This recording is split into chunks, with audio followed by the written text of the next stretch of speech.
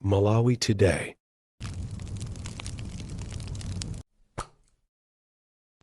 Mtsogoleri wa otsutsa boma mnyumba ya malamulo a George Chaponda wati MEC ifufuze bwino zakusowa kwa mayina ena mu mndandanda wa kaundula wa chisankho, ndipo bungwe la Youth Advocates lati pakufunika kuyika padera malamulo abwino omwe angathandizire kuti achinyamata achichepere adzitha kupeza njira zakulera mosavuta mdziko muno. Ndizi ndi zina zambiri ngati mungakwanitse tiyeni tikhale limodzi. Munkhani yathu yoyamba, aphungu otsutsa boma atuluka mnyumba ya malamulo kummawaku pofuna kukakamiza nyumbayi kuti ichitepo kanthu pa zagalimoto za phungu otsutsa boma zomwe zinapwetsera matayala ndi anyamata ena omwe anabwera mnyumbayi sabata zapitazo. Lero tsopano sabata zitatu zatha chichitikireni izi, ndipo ambali yotsutsa boma akudzudzula utsogoleri wa nyumbayi polekerera nkhaniyi. Phungu wa Machinga East a Esther Jolobala omwe ndi achipani cha UDF wati ndizokhumudwitsa kuona phungu wa Zomba Malosa Grace Kwerepeta akuvutika mayendedwe pomwe galimoto yawo ikanali panja pa nyumbayi ndi matayala ophwetsedwa. Ajolobala ati zikudabwitsa kuti mchifukwa chani boma ndi nyumbayi zikulekerera nkhaniyi. Mtsogoleri wa zokambirana ku nyumba ya malamulo a Richard Chimwendo Banda wati nkhani yakuphwetsedwa kwa matayala a galimoto za phungu otsutsa boma ikufufuzidwabe ndipo utsogoleri wa nyumbayi uchitapo kanthu. Mtsogoleri wa otsutsa boma mu nyumba ya malamulo a George Chaponda auza nyumba ya malamulo kuti bungwe la chisankho la Malawi Electoral Commission MEC lifufuze bwino zakusowa kwa mayina ena mu mndandanda wa kaundula wa chisankho. Iwo ati ndikofunika kuti iwunikenso mayina omwe analembetsa mu kaundula odzaponyana voti pa chisankho chomwe chidzachitike mwezi wa Seputembala. A George Chaponda akufotokoza motere. Ife tikupempha kuti anthu sikuti azinena izi ndi izi koma tingoti tiyeni tiyambeso pano tiona mkaundulamo aliyense aone kuti zina lake limene anayika iye kuti lilipo. Number 1. Number 2, tifunanso kuti pakhale audit kapena zinene kuti kafukufuku kuti kaonesere mmene anthu avotera. Mawu a George Chaponda. Komapo yankhulapo nduna ya zachilungamo a Titus Mvalo ati kusowa kwa mayina awa sikusonyeza kuti kaundula wa chisankho wasokonezeka.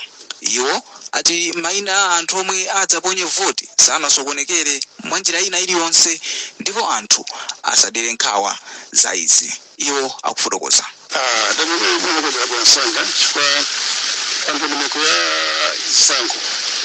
Kama kandi kalenda kuti pamphula nthawi nake yoti anthu ataone zipani komanso anthu ena chivota kuona kuti kodi zina ngati mukaundula mukapena yayi ndipo nkhani imeneyo ayibusansanga chifukwa choti tichite inspect kapena tikaone tikaunike sinafike kumafika ndi chifukwa chakalamba aliyense mkulu tukaona kuti zina kelima kapena zipani sisi ndi mkulu komanso stakeholders okuza ndikanda ya zisankho naso ndi mkulu mwenyewe.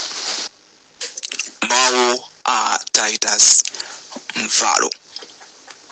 Bungwe la Youth Advocates la mdziko la Zimbabwe lati ndikofunika kuyika padera malamulo abwino omwe angathandizire kuti achinyamata achichepere adzitha kupeza njira zakulera mosavuta mdziko muno. Poyankhula pamene amakumana ndi atolankhani mu mzinda wa Lilongwe, mkulu wa bungweli Atatenda Songore wati malamulo amene alipo mdziko muno sapereka chilolezo kwa achinyamata achicheperewa kuti adzitha kupeza njira zokhuza kulera pauka zimene zikukolezera kuti mdziko muno muzikhala nkhani za mimba zosakonzekera. Asongole atsindika zakufunika kuti atolankhani azitenga gawo lalikulu pozindikiritsa anthu zakufunika kopereka mwayi kwa achinyamatawa kuti adzitha kupeza njira zoterezi mosavuta. Mmodzi wa atolankhani omwe adatengapo mbali pa mkumanowu a Susan Nkhoma anati mkumanowu unali wofunikira kwambiri pa ntchito yake. Ankhoma akufotokoza zambiri kwa mtolankhani wathu Pemphero Malimba. Anthu achepera mbiri tikudziwa zoti amadziwa inde kuli njira zopewera mwina mavuto ngati amene mwina mbiri kuti mimba zosayembekezera ndi zotero. Komano kuti kodi zinthuzo amazipeza kodi zipatala zathu zimapereka mwina njira zimenezi achinyamata ali ndi mwina njira zoyenera zimene angapezere mwina thandizo loyenera kumnkhani ngati zimenezi. Ndiye atolankhani ndikuyenera kuti tiyesetse mwina kuwapanga mapulogalamu osiyanasiyana kuwafikira achinyamata aja kuti kodi kumadera kumene muliko kwenikweni muli ndi kuthekera kuti njira zimene zimazipeza kuti mzipatala mmayenderamo kuti chimene chipinjo chimene muli nacho kuti mupeze njira zimenezi ndi ziti. Amenewo ndi Susan Nkhoma kufotokoza kwa Pemphero Malimba. Sukulu ya ukachenjede ya Malawi University of Business and Applied Sciences MUBUS yapereka mbande za mitengo 500 ku sukulu ya sekondari ya Chichiri pamene dziko lino likukumbukira nawo tsiku la Sankhalango pa 21 March. Mmodzi wa akuluakulu ku sukulu ya MUBUS Akondwani Chidziwasano ati apereka mbande za mitengoyi pofuna kulimbikitsa ophunzira kuti azitenga nawo mbali pa ntchito yobwezeretsa ndi kuteteza mitengo. Ndi zambiri mu ripoti lotsatirali. Sukulu ya MUBUS yapereka mbande 500 za mitengo ya Blue Gum zomwe ophunzira ku sukulu ya sekondari ya Chichiri akuyembekezeka kupyala mozungulira sukuluyi. Mmodzi wa akuluakulu ku sukulu ya MUBUS Akondwani Chidziwasano ati sukuluyi ndiyodzipereka pobwezeretsa ndi kuteteza chilengedwe chifukwa ndi mbali imodzi ya ntchito zomwe sukuluyi idakhazikitsa. MUBUS ndi pamalo pamene anthu amabwera kuphunzira komanso amapanga research.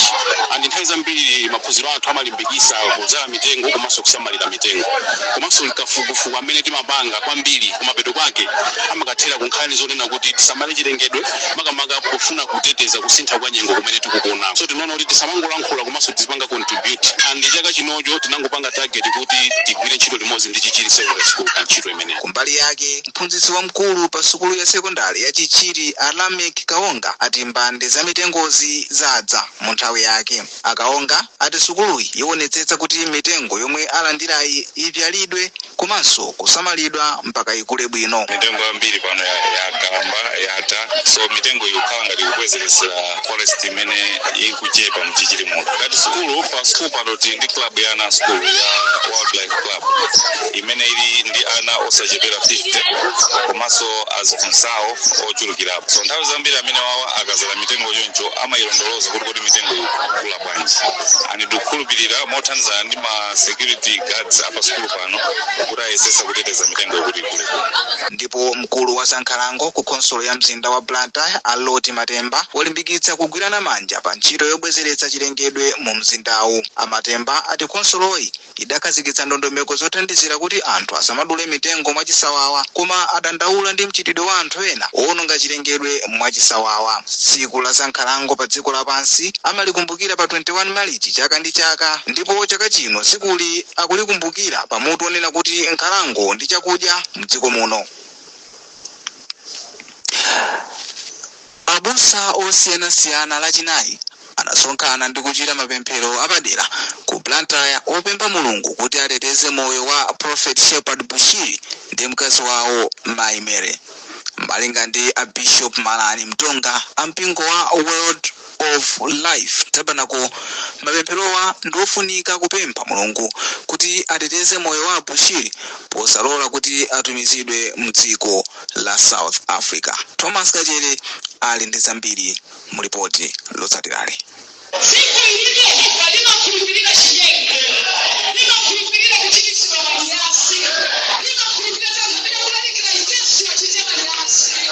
Malinga ndi Mtonga kutumiza Bushiri ku South Africa kuti akayankhe milandu yawo ndi kuyika moyo wawo pa chiopsezo.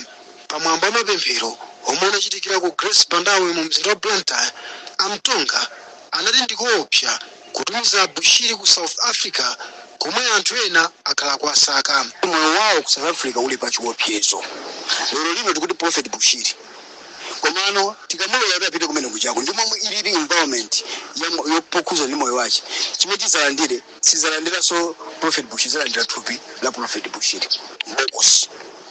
So kuti nesa sachitike ndikwabwino kuti boma lithe kulowererapo. Lilowererepo liyankhulane ndi anzawo mbali inayo kuti munthu uyu aweruzidwe kuno ku Malawi. Palibe tsiku limodzi imene anathawapo mpero kapena kuthawa kosapita ku khoti. Amapita ku khoti mlandu wonse waweruzidwa paka kumaliza akumapita ku khoti kubwera kupita ku khoti paka umwezo ndiye mmene chapangidwa chigamulo chichi. So pano mutha kuona kuna udedede even kunako ku Malawi ndikotheka kuweruzirako mlandu. So tikuona kuti mlandu umenewu uweruzidwire kuno ku Malawi. Chifukwa yambiriyo inali yongophikidwa. Abushiri ndi akazawo anamangidwa mdziko la South Africa mu October 2020 pa milandu yosiyanasiyana. Kenako anathawira ku Malawi mu November chaka chomwecho.